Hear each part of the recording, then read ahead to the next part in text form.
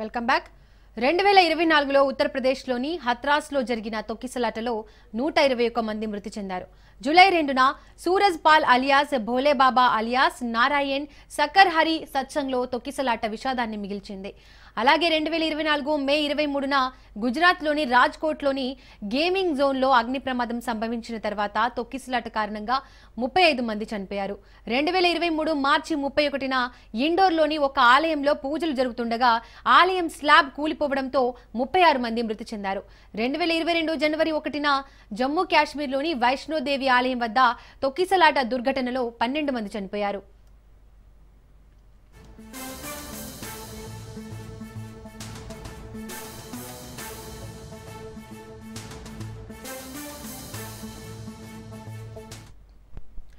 రెండు 2014లో బీహార్లో దసరా వేడుకల్లో అపశృతి నెలకొంది. పాట్నాలోని గాంధీ మైదానంలో 2014 అక్టోబర్ 3న జరిగిన తొక్కిసలాటలో 32 మంది మృతి చెందారు.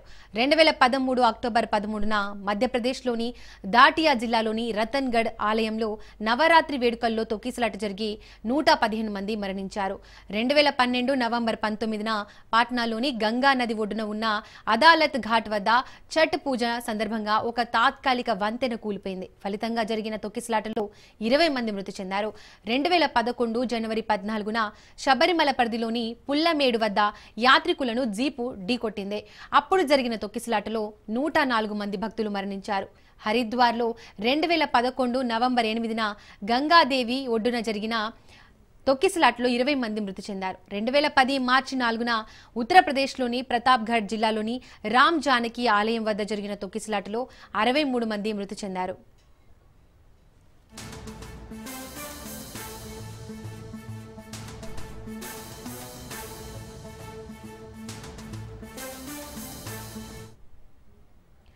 రెండు 2008 సెప్టెంబర్ 30న రాజస్థాన్లోని చాముండాదేవి ఆలయంలో జరిగిన తొక్కిసలాటలో 250 మంది మృతి చెందారు.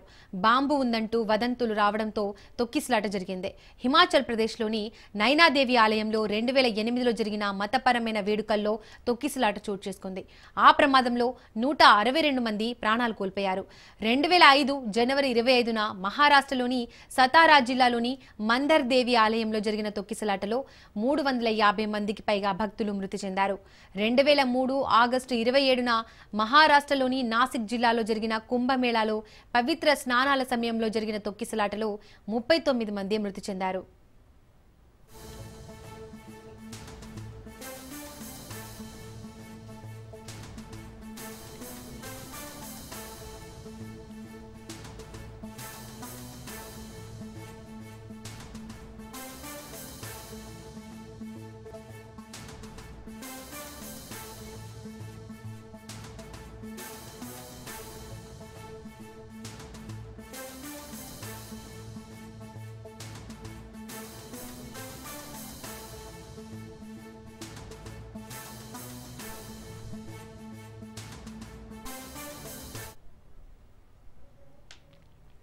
రెండు 2024లో ఉత్తరప్రదేశ్లోని హత్రాస్లో జరిగిన తొక్కిసలాటలో 121 మంది మృతి చెందారు.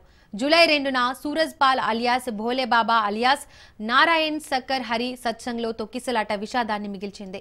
అలాగే 2024 మే 23న గుజరాత్లోని రాజ్కోట్లోని గేమింగ్ జోన్లో అగ్ని ప్రమాదం సంభవించిన తర్వాత తొక్కిసలాట కారణంగా 35 మంది చనిపోయారు. 2023 మార్చి 31న ఇండోర్లోని ఒక ఆలయంలో పూజలు జరుగుతుండగా ఆలయం స్లాబ్ కూలిపోవడంతో 36 మంది మృతి చెందారు. 2022 జనవరి 1న జమ్మూ కాశ్మీర్లోని వైష్ణోదేవి ఆలయం వద్ద తొక్కిసలాట దుర్ఘటనలో 12 మంది చనిపోయారు.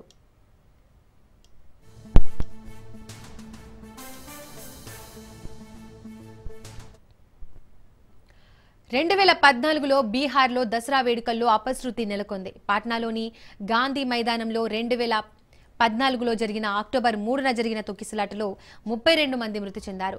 2013 అక్టోబర్ 13న మధ్యప్రదేశ్లోని దాటియా జిల్లాలోని రతన్గఢ్ ఆలయంలో నవరాత్రి వేడుకల్లో తొక్కిసలాట జరిగి 115 మంది మరణించారు.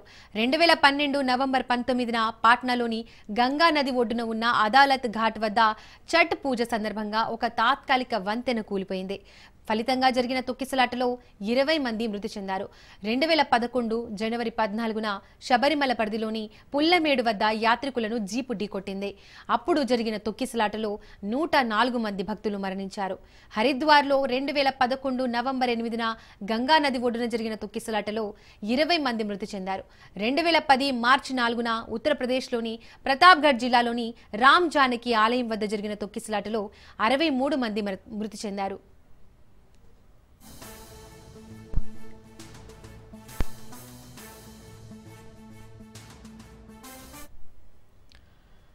ఇక 2008 సెప్టెంబర్ 30న రాజస్థాన్లోని చాముండాదేవి ఆలయంలో జరిగిన తొక్కిసలాటలో 250 మంది మృతి చెందారు.